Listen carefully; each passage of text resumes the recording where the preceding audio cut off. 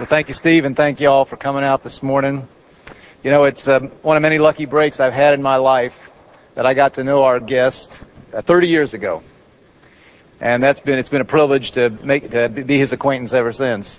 Now, due to the weirdness of the presidential nominating calendar, many Hoosiers are just getting their first chance to know John McCain. But I've looked forward to this because he and our state in many ways were made for each other. You know, we will soon be upon that quadrennial decision that comes along, and it will mainly be a decision about issues and policy. And on this, our guest today, I believe, represents the heart of America and the heart of its views about its place in the world and the way in which we provide more opportunities to our children. But in the end, these become choices between people and between characteristics of people. I have a book to recommend to you today. It is one of the books that our guest has written.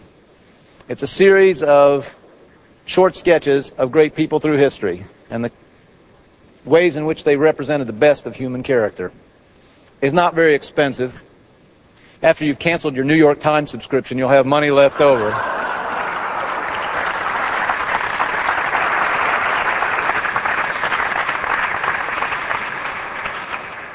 Buy it for one of the young people in your life, but read it yourself first and be reminded about what is best in human nature and those occasional people who represent those best qualities we should all aspire to. And one of them is with us today.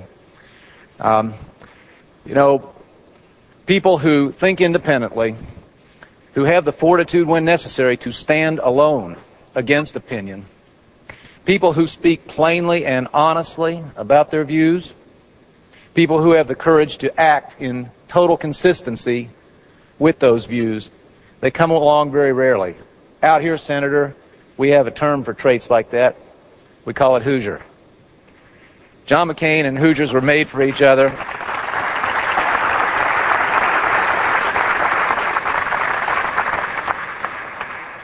The name of that book y'all are going to buy is Character is Destiny. Because I believe that's true, I believe that this man is destined to be the next President of the United States. Please welcome, with his wonderful wife, Cindy, my friend and our next President, Senator John McCain.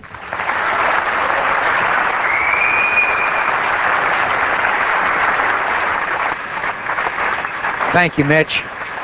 Thank you, Governor. Thank you all. Thank you for coming, and maybe we could start out with just a few words from the person that many people in Arizona have said, why isn't she the candidate? My wife, Cindy McCain. Thank you.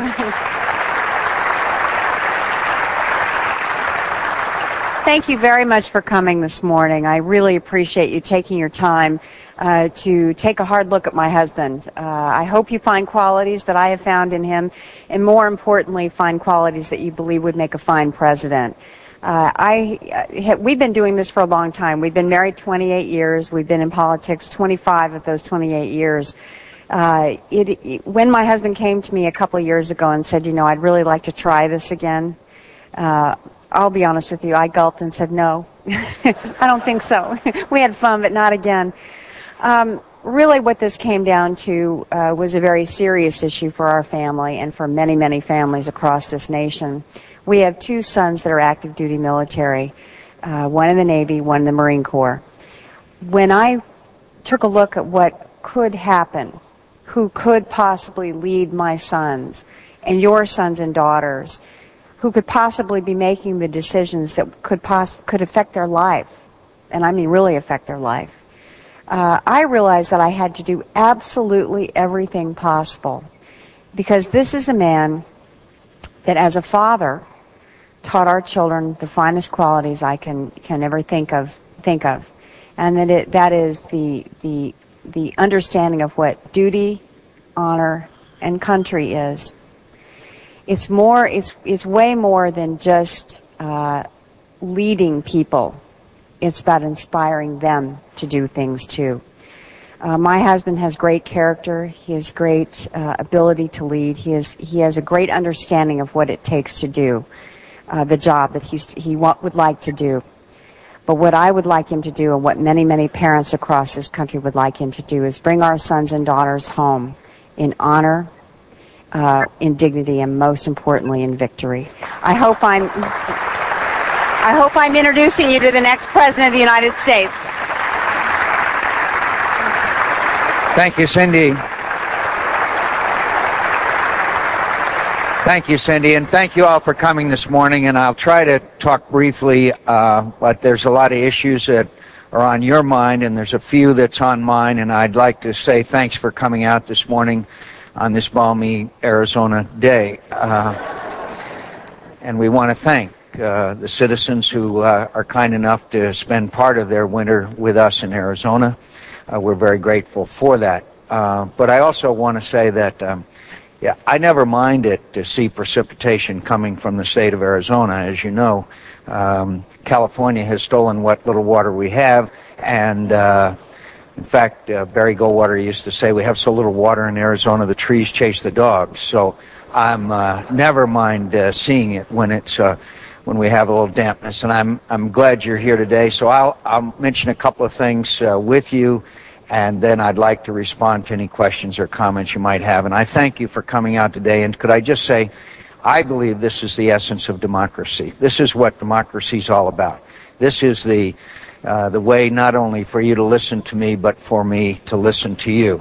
I've learned more in town hall meetings, very frankly, than I have from reading all the books and position papers and policy briefings, because I get to know what your hopes and dreams and aspirations are all about. We had over 101. We had 101 town hall meetings in New Hampshire.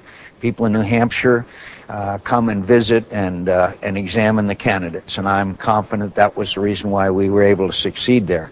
In fact, I'd like to begin by asking your sympathy for the families of Arizona, because Barry Goldwater from Arizona ran for President of the United States. Morris Udall from Arizona ran for President of the United States. Bruce Babbitt from Arizona ran for President of the United States. I from Arizona ran for President of the United States. Arizona may be the only state in America where mothers don't tell their children that someday they can grow up and be President of the United States.